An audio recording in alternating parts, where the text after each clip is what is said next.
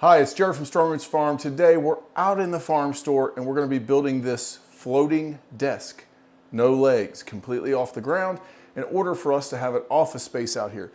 But this is also the same process that I use when building pantry shelves. So when you're looking to build pantry shelves for your small farm, your homestead, or just your normal house, this is how I do it. I will take you completely through the process. It's very easy, minimal tools needed. Stick around.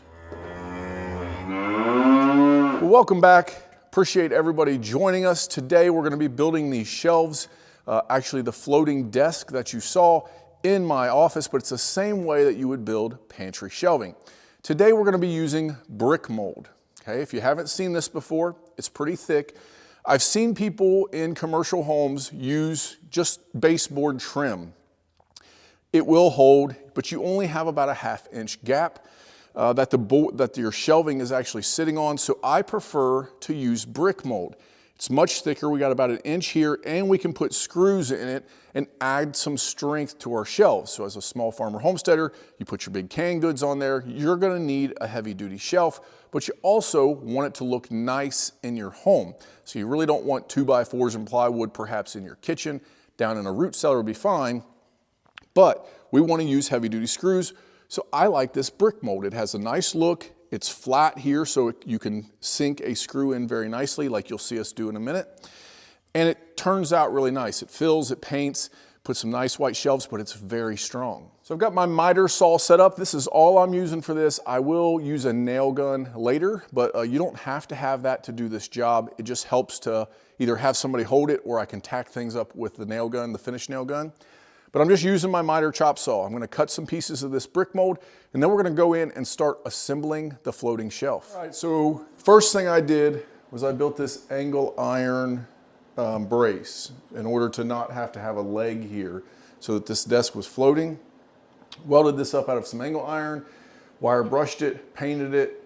You don't have to do this, but if you're gonna build a heavy desk like this, this is important for the desk, but not for your pantry shelves. Typically, you can use those 14 to 16 inch angle braces. I'll show you here in a minute, that you get at Home Depot or Lowe's. So that was the first thing I did. I found the stud, put this in the height that I wanted, leveled it plumb up and down, got it level out this way, had everything welded, bolted that to the wall. I'm about 2 inches into the stud, 1 3/4 to 2 inches into the stud with the screw. So it is pretty sturdy here. So now that my brace is in, I'm gonna put my first piece of brick mold that I've pre-cut in. And I'm gonna put my level across here, and that's what I did. I got the level in, I held it on my brace, and I put it across this brick mold and got it perfectly level. Then held the brick mold in place, and I gigged a line there. So I drew a pencil line all the way from the whole top of the brick mold so that when I take it away, I know where my brick mold is gonna be, and that's where I'm gonna make my marks for my stud. That line, everything you're gonna see here in the future will disappear because the brick mold will cover it and the shelf itself will cover it. So I'm not worried about making those marks. I'm not gonna have to go back and either erase them all or paint over them. It'll all be covered by all the shelving. So what I did is the old tapping trick. You can use a stud finder, whatever, and start with some teeny little marks where I think the edge is. Then I'm gonna take a small finish nail like this.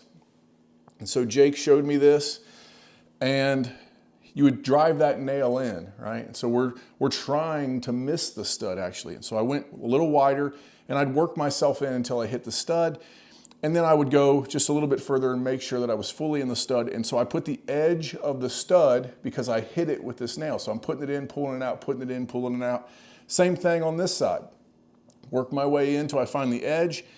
And then I make the mark up where the center of my stud is. So I'm guaranteeing to hit the center of that stud when I put my screw in this brick mold in order to have as much pressure in on the wall and secure the brick mold as well as I can so the weight is best held up.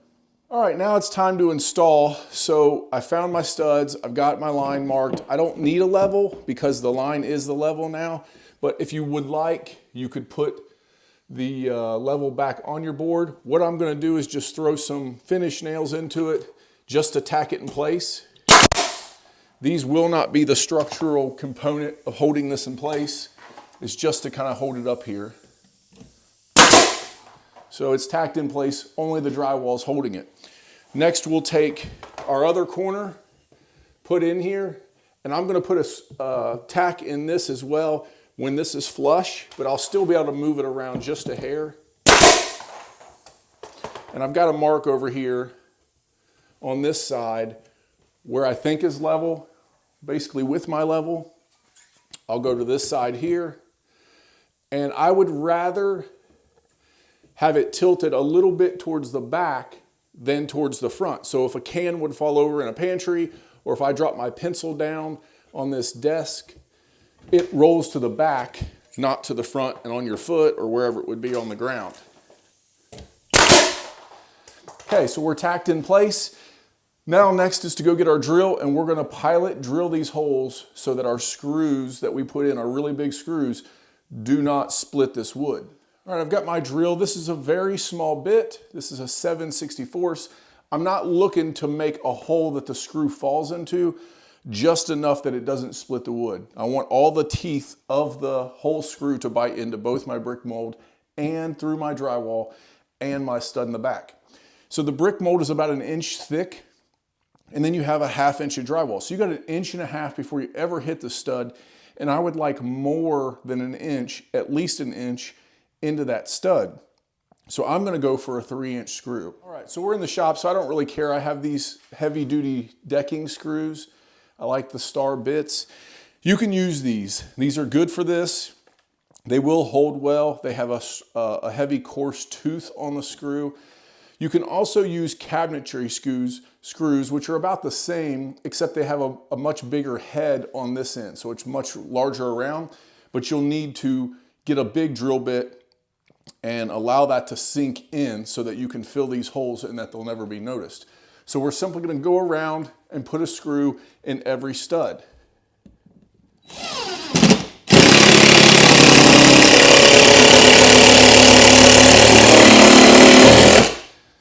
And I've sunk them in about 1/16 to 1/8 of an inch to give me plenty of room to fill that with putty. So in a pantry, I would go ahead and put all of this up. So I get all this brick mold in, no shelving yet. You want this out of the way for when you're gonna fill nail holes. It's really a pain to go underneath and try to sand. So I'll come back and I'll fill all of these. In my corners, along my top, all the way around the bottom, I'm gonna use Alex Flex. I don't like filling holes with caulking or Alex Flex because it doesn't sand really nicely. You can fill them and wipe them clean and then come back with a painter's putty, and that's usually what I use. So I'll fill these and I'll completely wipe as much off as I can. I don't want anything on my trim. It doesn't paint well, it doesn't sand well, and then I fill everything with putty. And that's the way I like to do it. So earlier we talked about in your pantry using an angle brace, and this is what I'm talking about. These steel braces that you buy at Home Depot or Lowe's, they come out 12 to 16 inches, the bigger the better, and then they're tall here. Typically, if I'm gonna build a pantry, I know that I can span about 4 feet with a standard pantry board, whether it's plywood or whether it's this decorative white MDF style of a board. If you have brick mold. So if you have the back and both sides, you can span that far. I would not go 1 inch over 4 feet though. Usually mine are about 46 the way I build pantries in the corners of kitchens. But if you're gonna span further than that, you just need these. And so if you're gonna have to span further, I tend to put one of these every other stud. So every 32 inches typically in a standard house. And then I'll put the brick mold between them all. They're nice because they get up out of the way. Your canned goods can go underneath. Most homes, most racking that you buy, most cheap stuff that you see for pantries are meant for your standard kitchens. So some canned goods, but mainly chips, bread, lighter weight stuff. If you're a small farmer or a homesteader and you're canning stuff, they get really heavy. Lots of jars up there of tomato sauce or whatever it would be can get really heavy on shelves. So you see some people building things out of 2x4s and plywood, and that is fine in a root cellar or wherever you would build it. But if you're trying to make something look a little nicer in a home, this brick mold does very well. Get these in the color that you want, or you can even spray paint them to match whatever color you're painting, and they will hold up very well. If you're going around a corner, what I tend to do is use a 2x2 in the corner, and I will use some angle braces, which I'll go get some and show you. So if you can envision two shelves coming together in a corner, what I would do in this corner here is I would paint my 2x2, typically white, most of my shelves are white, and then I would use an angled bracket like this. These are 2.5 inches by 2.5 inches. You can pick these up at Home Depot or Lowe's. And so what I would do is come off of my 2x2 that I simply put down on top of my flooring after the shelves are in. So I can do the whole shelf unit, and then before I put goods up, I'll put that 2x2 as kind of a post in the corner out at the edge of the shelf. So not against the wall, but way out.